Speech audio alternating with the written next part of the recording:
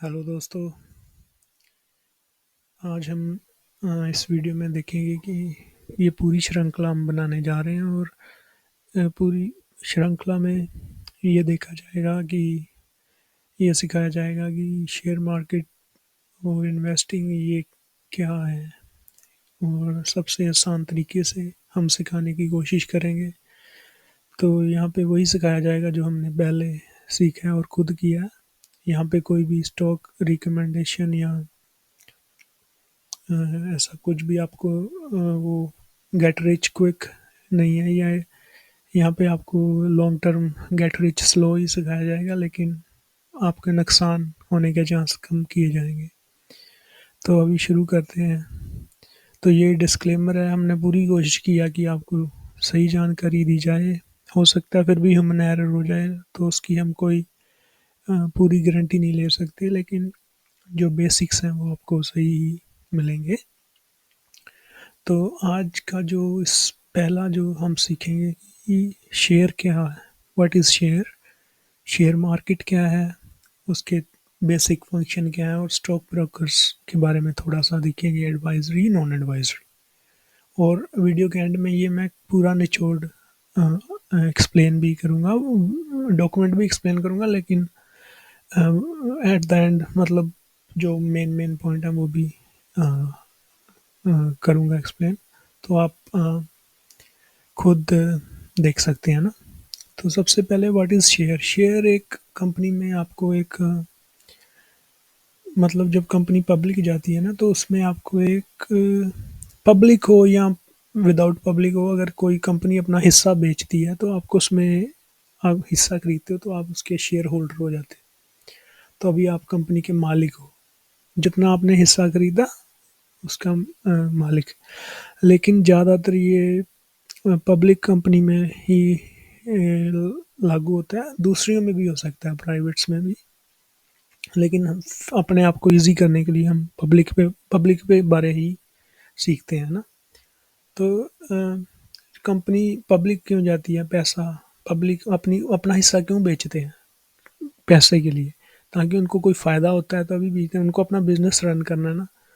तो हर बिजनेस इतना कामयाब नहीं होता कि अपना खर्चा खुद ही उठा सके, इसलिए वो पब्लिक जाते हैं, पब्लिक का पैसा लेते हैं, उसको इन्वेस्ट करते हैं, नए सिस्टम बनाते हैं, नए प्रोडक्ट बनाते हैं, फिर उसके वो रिटर्न जो होते हैं वो शेयर होल्डर को भी मिलते हैं और कंपनी को भी मिलते हैं। हमेशा अच्छा नहीं होता, लेकिन कई बार बुरा भी हो जाता है।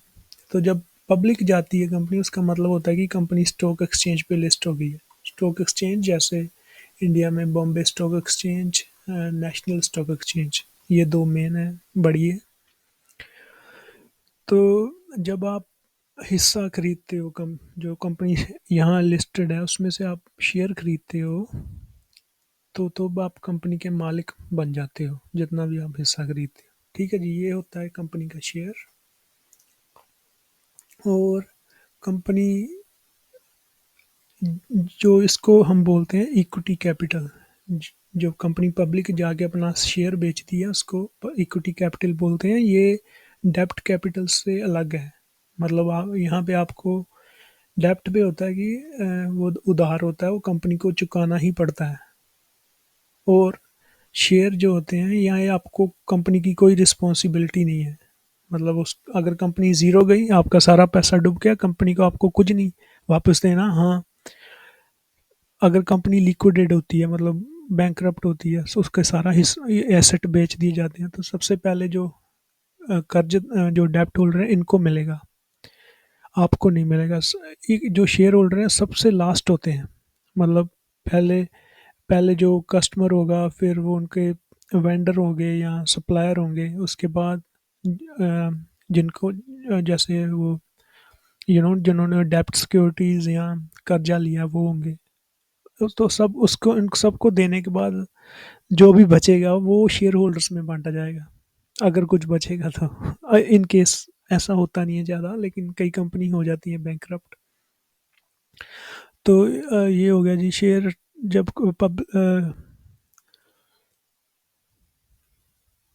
मतलब आपको शेयर होल्डर होने के फ़ायदे मिलते हैं, ठीक है जी। अब जब आप कंपनी का शेयर खरीदते हो तो कोई भी खरीदता है तो वो किसी फ़ायदे के लिए खरीदता है। कंपनी भी फ़ायदे के लिए इश्यू करती है और आप भी फ़ायदे के लिए खरीदते हैं।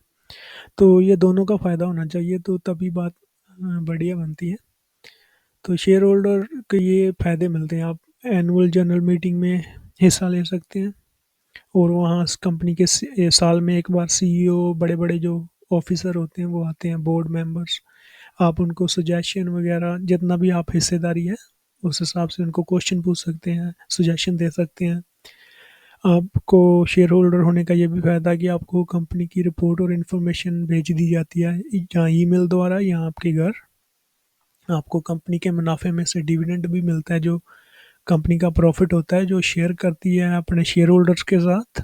अपना खर्चा निकालने के बाद वो उसको वो डिविडेंड बोलते हैं, तो वो भी आपको देती है। इस पे टैक्स अगर कंपनी दे देती है तो आपको टैक्स नहीं लगता, अगर कंपनी टैक्स नहीं देती तो आपको ये देना पड़ता है। डिविडेंड री इन्वेस्टमेंट प्लान का भी फ़ायदा मिलता है, मतलब ये कई कंपनी ऑफर करती है। मैं आपको एग्जांपल दिखाता हूँ, ये एक बैंक है ऑस्ट्रेलिया का, कॉमनवेल्थ बैंक। तो इसका ये डिविडेंड री इन्वेस्टमेंट प्लान है, आप इनकी वेबसाइट पे जाके भी देख सकते हैं। तो इसके कुछ रिक्वायरमेंट वगैरह होती हैं और ये जो डिविडेंड ये देते हैं, अभी इन्होंने दिया है डिविडेंड पता नहीं कितने बिलियन, मतलब 11 बिलियन डॉलर इनका वो हुआ था, पता नहीं कितने बिलियन दिया है। तो वो जिन्होंने री इन्वेस्ट करना है वो कंपनी उसको वो शेयर खरीद लेगी, मतलब उसके जो डिविडेंड मिलेगा उसके कॉमन उसी के वो शेयर खरीद के उनको जिसका जितना भी शेयर होल्डर का हिस्सा है उनको दे देगी। शेयर होल्डर खुद भी खरीद सकता है मार्केट से, लेकिन ये एक प्लान होता है, इसमें कुछ फ़ायदे होते हैं टैक्स वगैरह के भी, कंट्री कंट्री पे डिपेंड करता है। और फर्दर कंपनी शेयर इशू करती है, यहाँ पे मैंने एग्जांपल दिया है बजाज फाइनेंस का। इन्होंने 2017 में इशू किया था शेयर, क्योंकि इनके शेयर की कीमत काफ़ी हो गई थी, 6,000 रुपये हो गई थी शायद। तो इन्होंने स्प्लिट कर दिया, मतलब अगर आपने 2014 में बजाज के शेयर खरीदे होते चार, तो आपको चार के बदले एक शेयर के बदले 10 शेयर इन्होंने कर दिए स्प्लिट, ताकि इनका जो शेयर प्राइस है वो डाउन आ जाए। तभी 700 6,000 से 700 लाने के लिए इन्होंने ये किया था। तो ये भी फ़ायदा मिलता है। तो आज फिर इनका शेयर प्राइस 6,000 से ऊपर है, लेकिन अभी आपके पास चार शेयर नहीं है, ये एग्जांपल में अभी आपके पास 40 शेयर है, यू नो तभी आपने, तो आपको ये भी फ़ायदा हो गया। शेयर बाय बैक होते हैं, जैसे इंडिया में रिलायंस वगैरह करते हैं, कई बार बैंक भी करते हैं। तो जब वो शेयर मार्केट उनकी वैल्यू डाउन होती है शेयर्स की, तो कंपनी को लगता है कि हाँ हमारा बिजनेस तो ठीक है, तो हम देखते हैं कि मतलब उनके पास कैश होता है, वो उससे शेयर खरीद लेते हैं। और जो मान लो शेयर ऑन इशू है 60 करोड़ है ना, जो आपने खरीदे, वो कंपनी इतने शेयर इशू किए हैं, तो अ, तो कंपनी क्या करती है कि वो कंपनी में जो फ्री फ्लोट शेयर होते हैं वो खरीद लेती है। तो उससे क्या होता है कि जो ये शेयर ऑन इशू है ये कम हो जाते हैं। मान लो अगर कंपनी ने 10 करोड़ खरीदे हैं, तो अ, अभी 50 करोड़ ही शेयर हैं जो फ्री फ्लोट रह गए हैं, वो उनको कंपनी जहाँ कैंसिल कर देती है, या उनको अपने पेड कैपिटल में दोबारा, पेड अप कैपिटल में दोबारा, सॉरी पेड इन कैपिटल में दोबारा, ऑथराइज्ड कैपिटल में दोबारा डाल देती है। तो आई थिंक इंडिया में बैंक वगैरह को अलाउड नहीं है दोबारा वापस डालने का शेयर ऑथराइज कैपिटल में, वो उनको कैंसिल ही करने पड़ते हैं, क्योंकि आरबीआई के नियम वगैरह से उनको चलना पड़ता है। लेकिन सभी डिफरेंट इंडस्ट्रीज के लिए डिफरेंट रूल्स होते हैं। तो बाकी कॉरपोरेट एक्शन भी होते हैं, उनमें भी आपको वो वोटिंग जैसे होती है, आपको सीईओ चुनना है या बोर्ड ऑफ डायरेक्टर चुनना है, जितना हिस्सेदारी आपको वोट करने का मौका मिलता है, जिस जिस जिसको भी वोट ज़्यादा पड़ते हैं वही चुनती हैं। यही होता है पब्लिक कंपनी में, किसी एक बंदे का कंट्रोल नहीं होता, पूरी पब्लिक शेयर होल्डर्स का कंट्रोल होता है, क्योंकि वो मालिक होते हैं ना, तो अभी आप मालिक हो कंपनी के। तो ये हुआ। तो अभी ऐसा नहीं है कि सिर्फ फ़ायदा ही मिलेगा, नुकसान भी मिल सकता है। शेयर की जो वैल्यू वो ज़ीरो हो सकती है। मान लो कि आपने 2 लाख रुपया लगाया, तो शेयर का वैल्यू ज़ीरो हो गया, आपका 2 का नुकसान होगा बस, इससे ज़्यादा नहीं। अगर आपने कोई कर्जा नहीं लिए कि या कोई लेवरेज लेके नहीं इन्वेस्ट किया, तो इतना ही नुकसान है, बस ख़त्म, कंपनी ख़त्म, कहानी ख़त्म।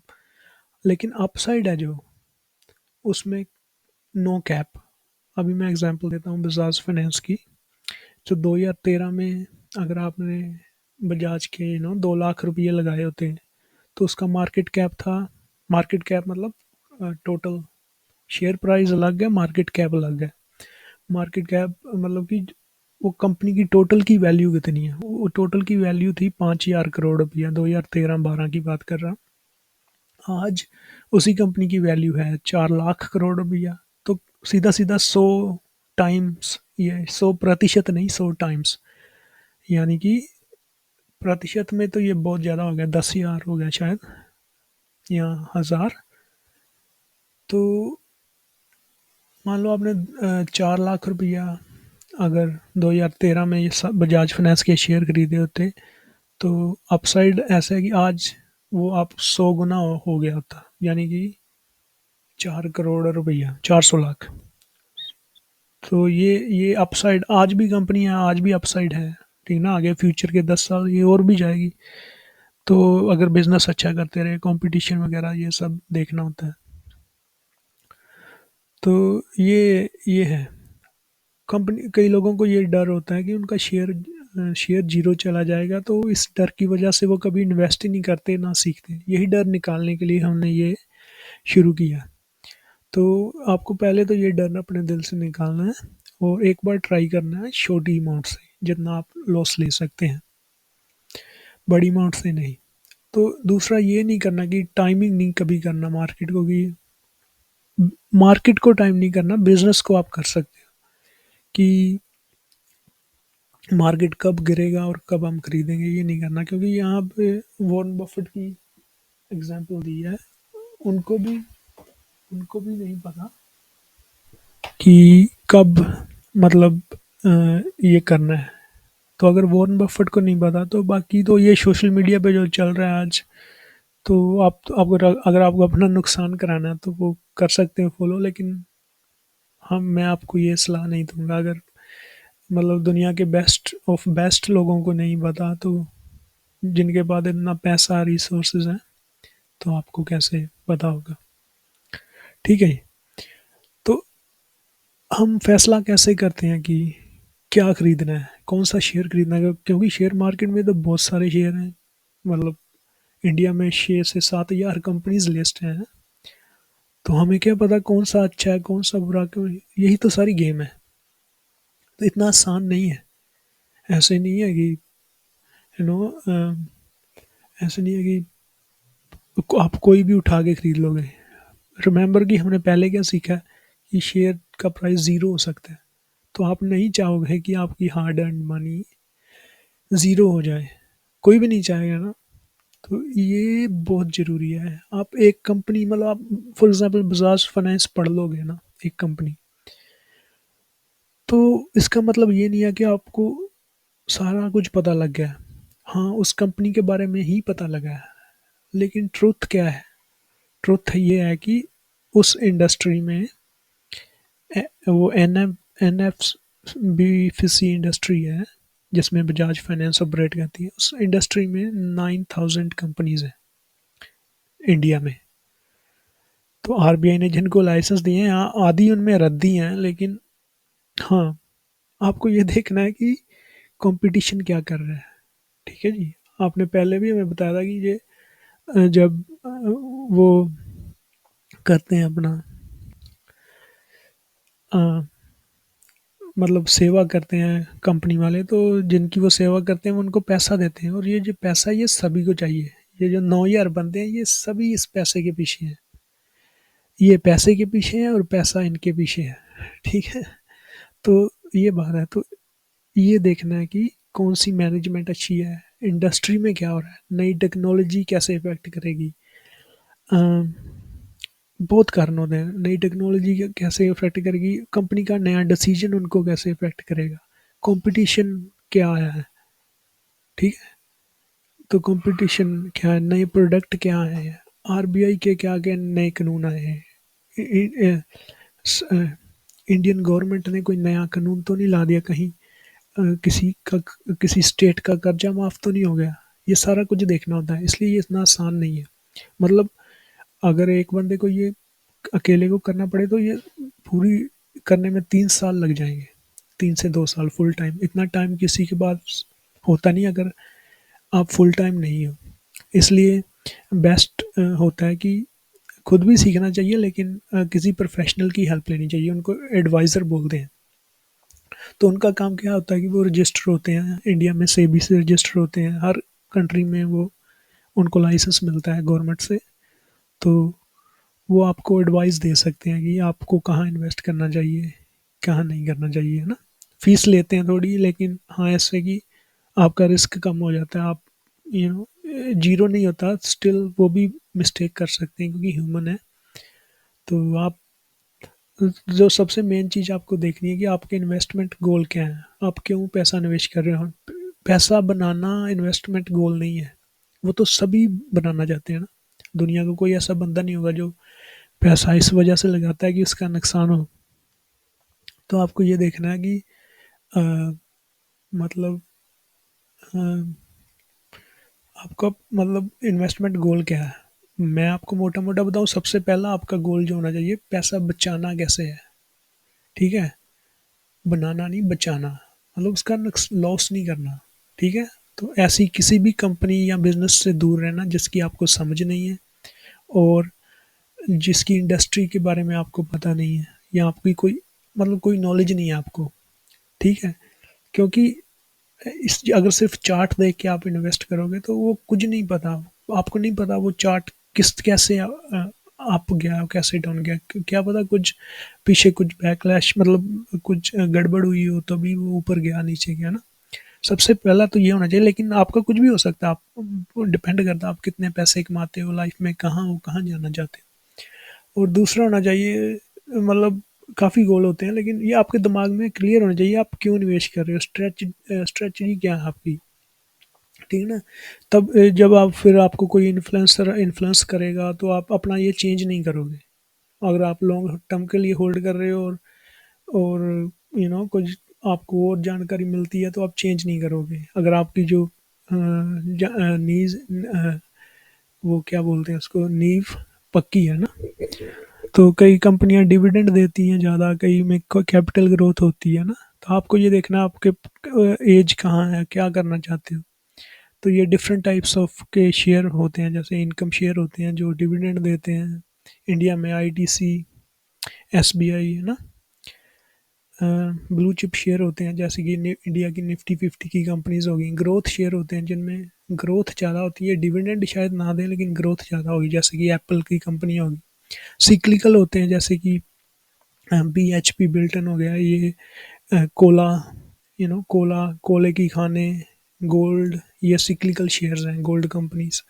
मतलब ये जब इनकी डिमांड सप्लाई ऊपर नीचे जाएगी ये शेयर प्राइस भी ऊपर नीचे जाएगा।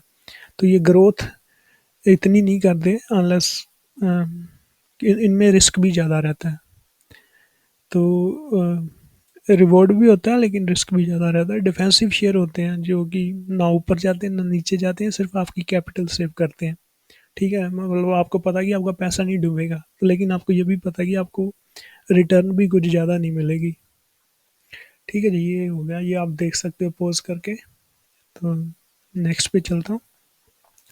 तो शेयर मार्केट क्या है, अभी हमने सीख लिया शेयर हो गया कंपनी का हिस्सा, है ना। तो शेयर मार्केट क्या है, शेयर मार्केट है जैसे एक मंडी होगी, जैसे लालू की सब्जी मंडी होगी ना। तो आप सब्जी मंडी में हर कोई अपनी दुकान लगा के बैठा है, अपनी सब्जी बेच रहा है। तो जिस भी सब्जी को ज़्यादा ग्राहक खरीदेंगे उसका दाम ऊपर जाता है, जिस भी सब्जी को कम ग्राहक खरीदेंगे उसका दाम नीचे जाता है। सिंपल सिंपल ये है। लेकिन शेयर मार्केट थोड़ा अलग है सब्जी मंडी से, लेकिन उसके और भी फंक्शन होते हैं। ठीक है जी, जैसे अ, ये कुछ फंक्शन बताए हुए हैं कि प्राइमरी मार्केट होती है जहाँ आईपीओ आता है। फिर कंपनी यहाँ पे कभी भी पैसा उठा सकती है, मतलब अपना रेज कर सकती हैं, शेयर इशू कर सकती हैं। कंपनी पब्लिक्स भी जाती है। ठीक है। तो उसके बाद सेकेंडरी मार्केट होती है जहाँ आप, वो भी स्टॉक एक्सचेंज पे होता है, जो निवेशक निवेशक से शेयर खरीदता है, जो आप सुनते हैं ना रोज डेली। तो वो कंपनी से नहीं खरीदते आप, निवेशक से खरीदते हो। तो ये जो शेयर प्राइस है ये यही सप्लाई डिमांड करती है, देयर भी शेयर प्राइस ऊपर जाता है नीचे जाता है। इंडिया में दो बड़ी शेयर मार्केट्स हैं, NSE and BSE, national stock exchange, Bombay stock exchange. तो जब आईपीओ आता है तो पहले जब लिस्ट होती है कंपनी उसको प्राइमरी मार्केट बोलते हैं, जब लिस्ट हो जाती है उसको सेकेंडरी मार्केट बोलते हैं। ठीक है जी, ये आप देख सकते हो, पोस्ट कर लेना स्क्रीनशॉट वगैरह। तो ये भी हो गया जी। तो आप कितने शेयर खरीद सकते हो, ये भी काफ़ी अच्छा क्वेश्चन है। इसमें बताया कि बड़ी जो कंपनी है उसके ज़्यादा शेयर होते हैं, छोटी है उसके छोटे होते हैं, लेकिन आप कितने खरीद सकते हो? मोटा मोटा आंसर है, आप सबसे पहले तो कानून कितनी इजाज़त देता है। ठीक है जी, जैसे कि इंडिया में आरबीआई ने बैंक खरीदने पे लिमिट लगाई हुई है। एनआरआई पर लिमिट है कि जो बाहर के जो फॉरेनर हैं वो 10% से ज़्यादा नहीं खरीद सकते किसी एक कंपनी को। तो ऐसे पहले तो ये है कि कौन सा लॉ एप्लीकेबल है, उसके बाद अगर कुछ भी नहीं होता तो आप जितने कंपनी शेयर इशू हैं जो वो पब्लिकली अवेलेबल हैं वो आप खरीद सकते हो अगर आपके पास हैसियत है। तो ये तो सिंपल सा है ना। तो आप शेयर का बायर कहाँ से ढूंढते हो? ठीक है ना, मतलब आप शेयर तो खरीद रहे हो लेकिन अगर आप कंपनी से नहीं खरीद रहे तो किसी से खरीदोगे, वो कहाँ से आपको मिलेगा? वो उसके लिए अभी आते हैं स्टॉक ब्रोकर। सो पहले हमने सीखा शेयर क्या है, उसके बाद देखा शेयर मार्केट क्या है। तो ये मार्केट को हम सीधा एक्सेस नहीं कर सकते।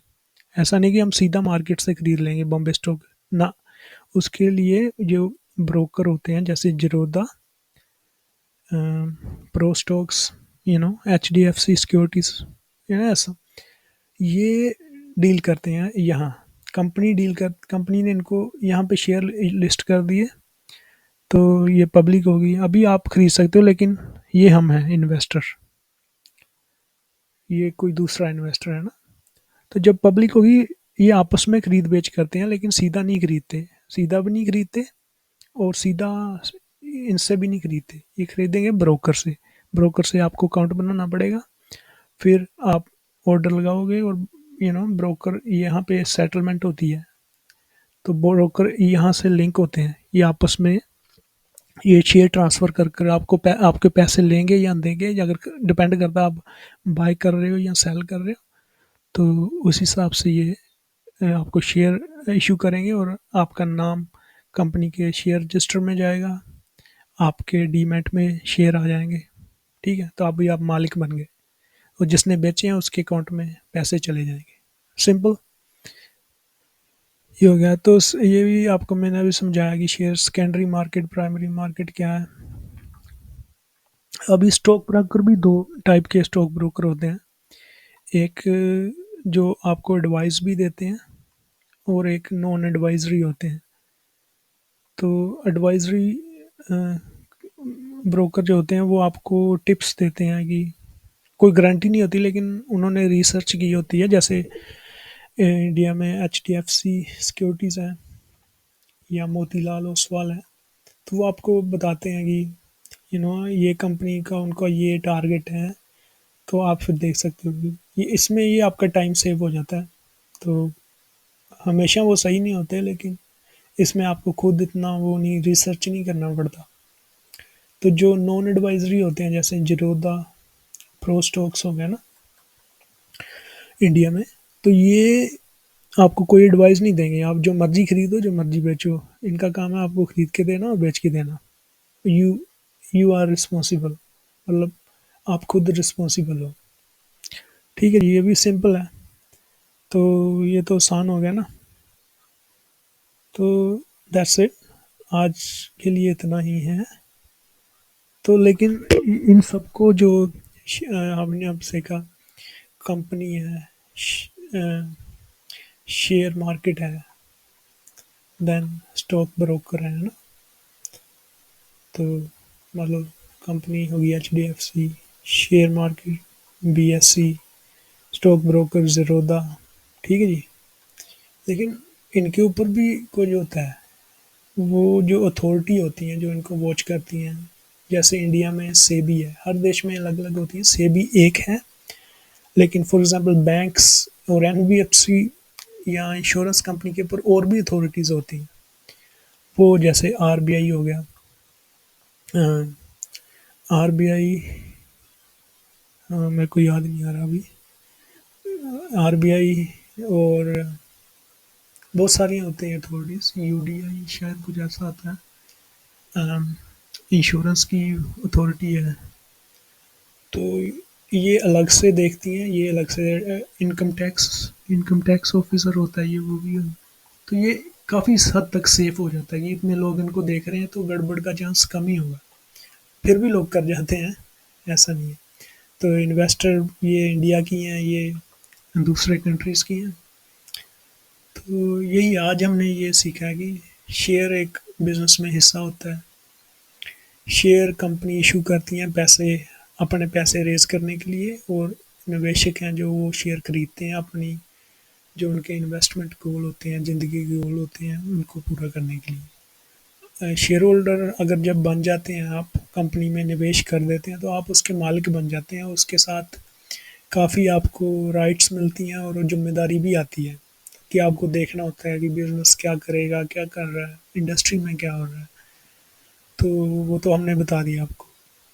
आप रिस्क भी एक्सेप्ट करते हो जब शेयर होल्डर बन जाते हो कि आपका शेयर है वो जीरो जा सकता है।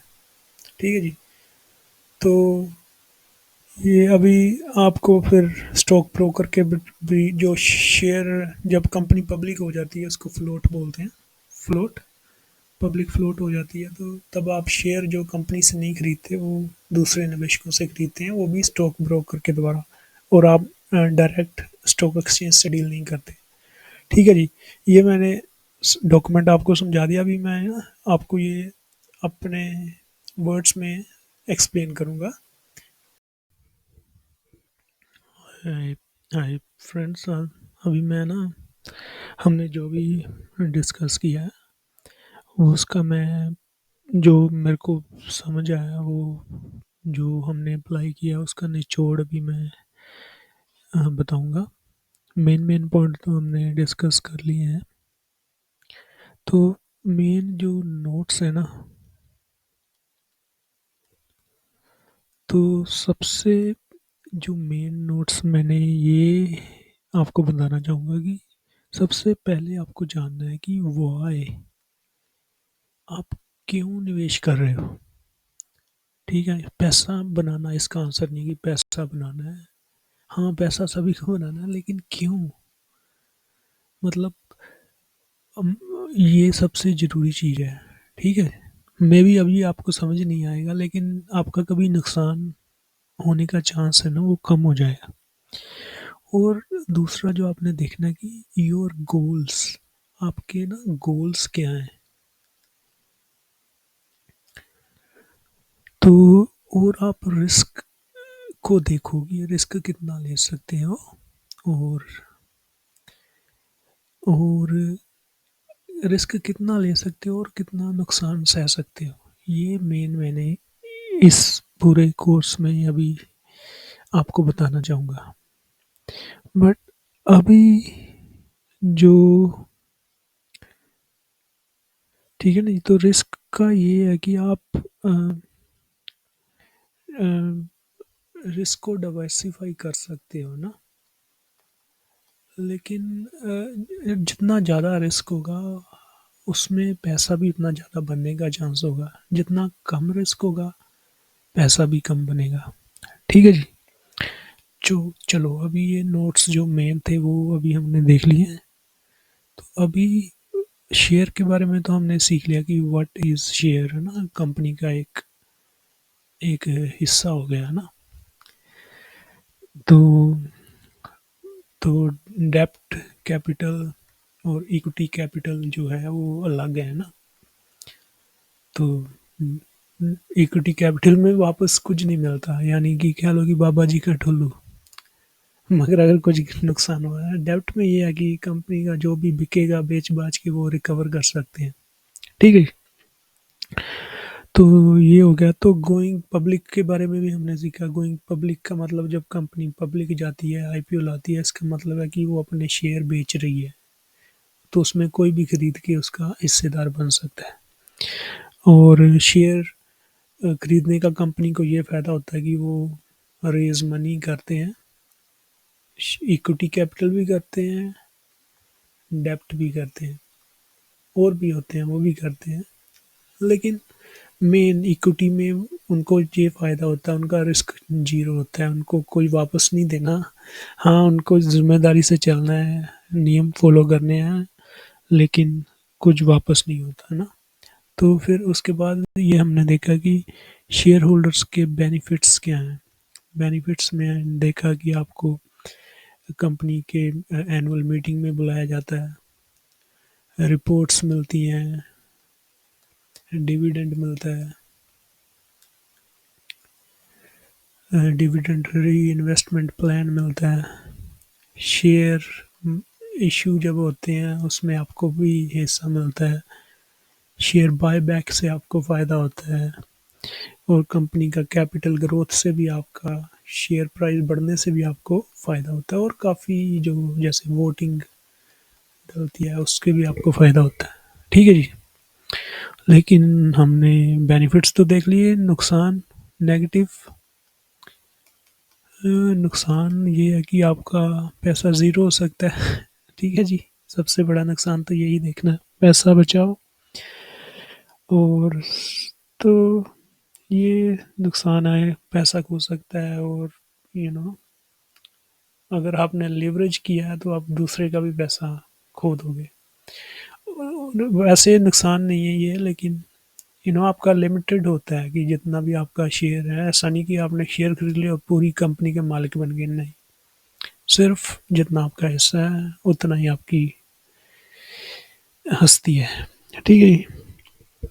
तो हमको मार्केट को टाइम नहीं करना, हमको चार्ट नहीं देखने की, हमको बिजनेस वैल्यूएट करना है, और उसके बाद बिजनेस वैल्यू करना, मैंने आपको बताया ये इतना आसान काम नहीं है।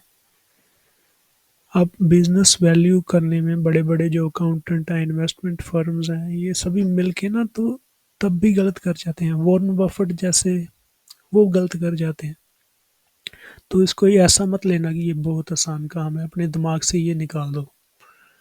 ठीक है जी। क्योंकि ऐसा नहीं है कि आज, हाँ, इंटरनेट ने सभी ये आसान किया है, वो सिर्फ ये आसान किया है, buy and sell and information. लेकिन उस इंफॉर्मेशन को पढ़ना, फ़िल्टर करना, कंपेयर करना, सारा कुछ करना, उसमें टाइम लगता है। मैंने आपको बताया ना कि इंडिया में जैसे एनबीएफसी इंडस्ट्री है, जिसमें बजाज फाइनेंस का शायद आपने नाम सुना हो, वो आता है। तो तो बजा इसमें 9000 कंपनी है भाई, 9000 कंपनी है। हाँ, 4500 उसमें रद्दी हैं, ज़्यादा ही हैं, लेकिन अब उसमें उसमें आगे आता है फिनटेक्स। यू नो कौन से एरिया में, मतलब बजाज फाइनेंस ऑटो, इनका जो पेरेंट है वो, उसका ऑटो का बिजनेस है, उसके इनको बहुत सपोर्ट मिलती है। अभी जियो फाइनेंस आ गया, वो भी एनबीएफसी है। वो अपना जो उनका मोबाइल नेटवर्क है उसको, और जो अदर उनकी स्ट्रेंथ है उनको यूटिलाइज करेंगे। हाँ, इंडिया इंडिया की डिमांड क्या है, क्रेडिट ग्रोथ क्या है, बैंक क्या कर रहे हैं, आरबीआई क्या कर रहा है, गवर्नमेंट क्या कर रही है। ठीक है जी।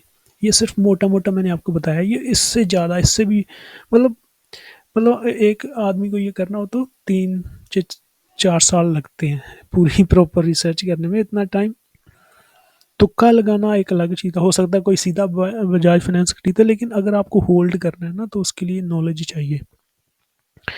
तो इसके लिए एडवाइज़र के बारे में भी हमने सीखा कि एडवाइज़र जो होते हैं, फाइनेंशियल एडवाइज़र, वो सेबी से रजिस्टर होते हैं, वो फीस लेते हैं और आपको एडवाइस देते हैं। ठीक है जी। उसके बाद हमने स्टॉक ब्रोकर्स के बारे में सीखा कि आप सीधा, सॉरी, उसके बाद हमने अपना शेयर मार्केट क्या होता है उसके बारे में सीखा। वो मैं आपको बता ही दिया कि मंडी होती है शेयर मार्केट, ये ना अपना अपना सामान बेचो, और हम खरीदने वाले निवेशक हैं। बढ़िया खरीदो, बढ़िया बेचो, पैसा बनाओ, पैसा बिकाओ, यही मोटा मोटा। लेकिन शेयर मार्केट के और भी फंक्शन होते हैं, उसके बारे में हम बाद में सीखेंगे। जैसे वो फैसिलिटेट करते हैं कंपनी के शेयर्स, और स्टॉक ब्रोकर से डील करते हैं, ट्रेड सेटल करते हैं, बड़ी बड़ी डील्स सेटल करते हैं। तो ये है, इंडिया में BSE और NSE मेन है। ठीक है जी। तो उसके ये हमने सीखा। उसके बाद हमने सीखा कि निवेश में जो आप अपने गोल बनाओगे, उसमें अलग अलग तरह के शेयर होते हैं, जैसे कि इनकम शेयर होते हैं, ब्लू चिप होते हैं, सिक्लिकल होते हैं, डिफेंसिव शेयर होते हैं, ना। तो इनके अलग अलग फ़ायदे होते हैं। इनकम वाले इनकम देते हैं, ब्लू चिप जो होते हैं वो सेफ होते हैं, सिक्लिकल होते हैं, रिस्की होता है पर रिटर्न भी हाई होता है, डिफेंसिव होते हैं, ना आगे जाते ना पीछे जाते। ठीक है, मतलब ऐसे है। तो ये हो गया जी। तो अभी आप क्या कर सकते हो कि हमने आज जो भी सीखा ना, अपनी नॉलेज के लिए आप कुछ क्वेश्चन आंसर कर सकते हो, जो समरी में अ, हमने आपको दिखाया था। लेकिन ये मेन बात ये भी होती है, इकोनॉमिक डाउनटर्न। ये मैं पॉइंट आपको ये लास्ट में इसलिए बता रहा हूँ, अगर किसी कंट्री की इकोनॉमी डाउनटर्न में जाए, जैसे वेनेजुला नाम का एक कंट्री था, वो किसी समय में वो अमेरिका को मात देता था, लेकिन 1970 में उसका सारा कुछ गड़बड़ हो गया, पॉलिटिक्स रीजन की वजह से, ऑयल की वजह से, है ना। आज उसकी करेंसी की वैल्यू आप इंटरनेट पे चेक कर सकते हो। सॉरी, मेरी राइटिंग के लिए मेरे को माफ़ करना है, मैं नया नया ये यूज़ कर रहा हूँ, मेरे को इतना इतना आता नहीं है। तो लर्निंग के लिए ना हम, आप जब तक ये नया वीडियो अगर आ गया तो देख लेना, लेकिन आप ये देख सकते हैं, मार्केट